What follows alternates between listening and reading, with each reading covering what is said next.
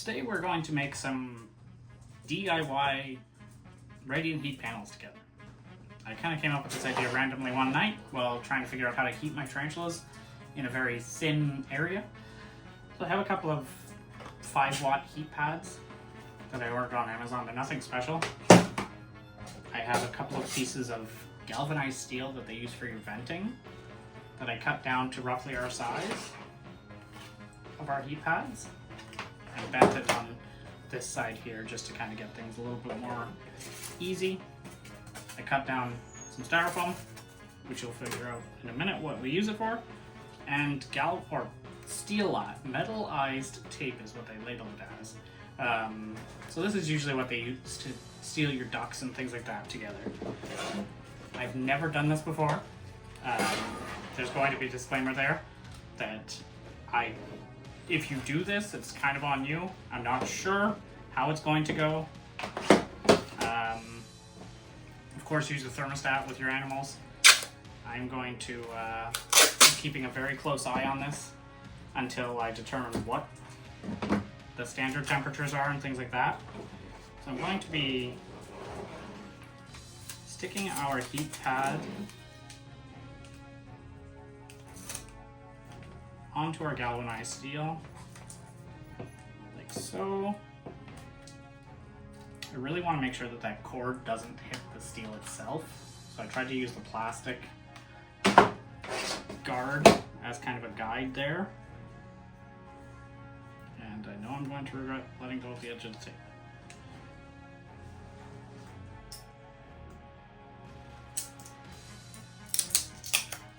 So I'm going to initially really fasten these heat pads onto this steel.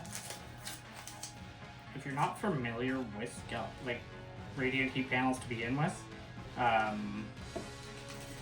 they emit no light is commonly what they're used for. They're great for like tortoises, other lizards, and things like that, where you don't want to really use light, but you want to have a nice heat source, constantly output. So in the case of our tarantulas, I wanted something with a minor amount of heat that wouldn't cook them. That's another disclaimer. Make sure you use a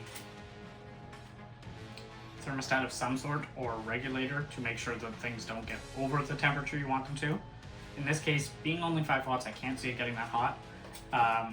Next step, once I've fastened down our heat pad within reason, I'm going to take our styrofoam, slide it on top, because I want to push our heat from our heat pad down, which is kind of the opposite of what heat wants to do with rising, but that's okay.